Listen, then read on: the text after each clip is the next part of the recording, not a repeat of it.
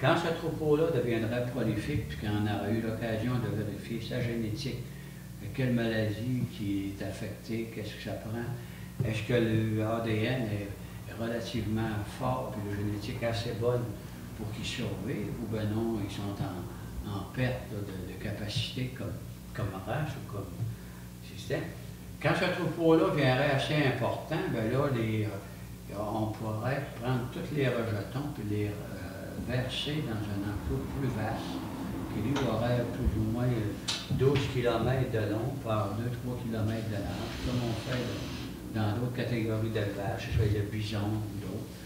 Et quand on aurait toute la connaissance appropriée là, de tous ces individus-là, de leur santé, on saurait de quoi qu'ils meurent, puis pourquoi qu'ils meurent. Et là, après ça, on pourrait les laisser monter vers le nord, rejoindre deux amis, les reines du Père Noël, dans la réserve faunique à Chabouchouane, la réserve Chabouchouane faunique à 4400 km, la réserve aquatique Projeté 165. Et quand tous ces enclos-là vont être pleins de caribous, parce que dans le moment, on l'a publié récemment, la population des caribous dans le secteur de Tonostouk et de Manicouagan est à 82% supérieure aux objectifs qui avaient été fixés.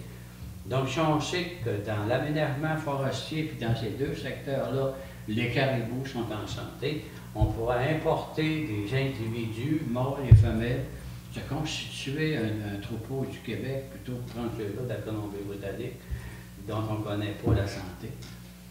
Et ça nous permettrait probablement d'avoir une relation positive avec nos amis les montagnais, qui, eux, dans le parc de Chibougamau puis au lac du Frein, ont déjà des planifications pour gérer les territoires de trappe. Si le Conseil est d'accord, on passerait comme un genre de résolution à l'effet que c'est une stratégie qui peut être innovante, mais qui pourrait nous empêcher de perdre tous les emplois. Puis deuxièmement, ça favoriserait vraiment l'acquisition de connaissances pointues plutôt que de passer en hélicoptère à tous les 10 ans puis manquer à moitié des caribous comme c'est arrivé récemment. Si vous êtes d'accord, on pourra finaliser la résolution dans le sens que je viens de m'exprimer. On transmettrait cette résolution-là au ministère de la Faune comme étant un plan B pour rétablir le caribou. Deuxièmement, on demanderait au conseil d'administration de Forêt Modèle d'activer les recherches puis de commencer à documenter au niveau cartographique quel espace ça pourrait prendre. Et là, on peut faire ça en phase sur 5 à 10 ans, parce que là, avant qu'on ait un caribou, un troupeau de base, mettons, de 20, que ces 20-là montent à 100 et qu'on les envoie vers Pémonca, puis dans 20 ans, qu'il y en ait 3500 qu'on enverra dans le nord, sur l'Estecano, on a le temps de tout planifier ça. On a le temps de savoir comment ça coûte les clôtures. On a le temps de donner les mandats des scientifiques pour faire installer la télémétrie sur les 20 premiers. Puis après ça, on les mettra sur les 100 ou les 1000 autres. Puis quand il en manquera un, il y aura une sonnette, puis on ira voir de quoi il est mort, si le gouvernement peut être pris dans la clôture. Fait que là, dans le fond, si le conseil est d'accord, ça serait notre contribution. Comme municipalité, on a souvent intervenu pour les caribous, on a qui nous ont blâmés, mais là, on s'en va vers des solutions nouvelles. Si vous appuyez la suggestion, on adoptera une résolution dans ce sens. Ça vous conviendrait? Oui, M. Lalancette, M. Simard, on est dans le développement. Oui. Ça va faire? Oui, monsieur. On en parlera au président de la CADRDS plus tard. Allez-y. Attendez-le. Ça vous va? Oui, ça va. OK, donc ça règle ce dossier-là.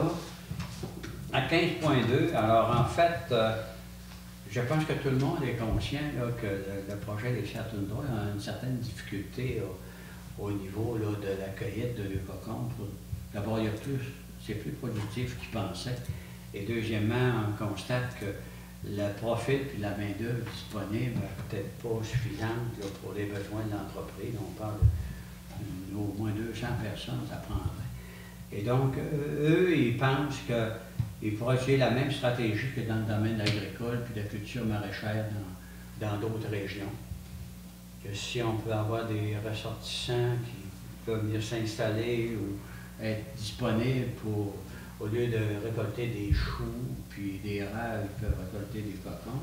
Alors, c'est la stratégie que Serre-Tundra a mis de l'avant. Ils sont venus voir le moulin des pionniers, voir si ces personnes-là ne pourraient pas être hébergées au Grand Camp, au moulin des pionniers. Vous savez qu'au moulin des pionniers, il y a quand même le Grand Camp. Il y a des espaces pour accueillir 30 personnes. Durant l'hiver, c'est très peu occupé, quoique on commence à avoir une certaine clientèle, là, mais pas encore suffisant. Ça nous permettrait, nous, de servir du Moulin des Pionniers comme tremplin pour accueillir des travailleurs sur une base de 5 ou 6 mois. Fait que le Moulin des Pionniers, donc, ils ont fait une proposition au Serre-Tundra pour louer le Grand Camp pour qu'il accueille des cueilleurs qui résideraient au Grand Camp puis qui seraient transportés en autobus soit le matin pour aller travailler au Serre-Tundra.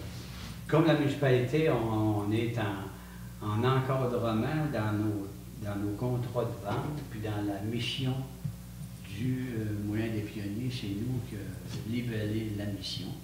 La mission permet ce genre d'action-là, bien que ce n'est pas la mission principale. La mission permet de supporter du développement industriel par les installations du Grand Camp, ou encore des nouvelles activités forestières ou agroforestières. La preuve, on a reçu des gens qui, récemment de l'UPA, des producteurs forestiers, et on les a reçus là. L'été, à l'occasion, on reçoit des visiteurs qui viennent du zoo pour le camp d'été. Ça ne compromet pas les actions de l'été au niveau du jardin zoologique, parce qu'ils termineraient les offres de service en juin, juste pour permettre la saison touristique. On est en basse saison. L'hiver, il y a un manque à gagner, donc pour eux, ça va équilibrer le budget. Et nous, ça nous permettrait, au cours de ces 6 prochains mois-là, nous autres, d'avoir une stratégie plus large, parce que les Serre-Tundra, ils sont en difficulté de recrutement, mais on va en avoir tout à l'heure à l'usine de Résolue aussi. Si notre projet d'usine de palette marche, on peut peut-être bien manquer de main-d'œuvre, nous autres aussi. L'été, on peut en avoir de besoin pour accueillir des personnes pour la coopérative en sylviculture. Il y a les transporteurs ici qui ont de la misère à trouver des personnes pour conduire le camion. En forêt, c'est rendu difficile de trouver des personnes aussi. Fait que là, on dirait à la Corporation du Moulin des Pionniers, servez-nous de tremplin sur un horizon de 6 mois, le temps qu'on ait des solutions plus à long terme pour favoriser l'arrivée de la personne ici. Que ce soit un immigrant ou un nouvel employé, qu'il soit au Serre-Tundra, à Produits forestiers résolus, un NFI, si jamais on a une usine de palettes, cette personne-là ne s'achètera pas une maison demain. Deuxièmement, si on a des facilités, on peut favoriser peut-être que le conjoint et conjoint travaillent dans notre milieu, dans une ou l'autre des usines ou des projets qu'on a ici, qui fait que la personne, plus tard, dans 1 an ou 2, une fois qu'elle est acclimatée, qu'elle a fait son réseau au niveau du travail, là, elle va être bien disponible pour acheter une maison et également, on est un peu limité dans l'offre au niveau des logements aussi ici. Fait que là, si on améliore tout ça et qu'au moment où une entreprise a vraiment besoin, si on fait partie de la solution, bien, on sera parmi ceux là, qui sont actifs dans des mesures d'accueil puis de promotion. Fait qu'à ce moment-ci, on pourra comme adopter une résolution dans laquelle on autorise la corporation d'aller là-dedans. Et deuxièmement, on va être un partenaire dans le socio-communautaire pour les appuyer dans cette opération-là si on a besoin de la municipalité. Et demain, eux, là, ils ont fait une proposition cet après-midi au Serre-Tundra.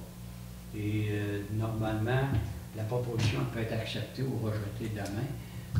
Mais on a fait, l'offre a été raisonnable à ce qu'on voit. Une belle opportunité. Fait, nous, on va faire tout le champ libre qu'il faut au niveau politique. Et si l'offre était acceptée, bien, ils pourront procéder. Les personnes pourraient aménager le 2 janvier et quitteraient vers le 15 juin dans une autre structure qui n'est pas encore définie, mais On aura 6 mois pour s'organiser en attendant.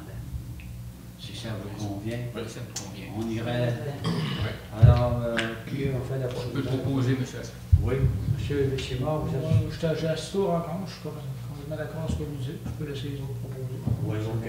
Monsieur Lalancette, ça vous va? Tout le monde est Oui. à l'aise avec ça? Oui. Donc, à ce moment ici, on pourrait passer à 16,1. Moi, je pense qu'on a eu une année assez riche en termes d'activité. La vie municipale, ça a bien fonctionné. Ça fait qu'on voudrait profiter de l'occasion, moi, pour d'abord remercier tous les membres du conseil pour leur appui.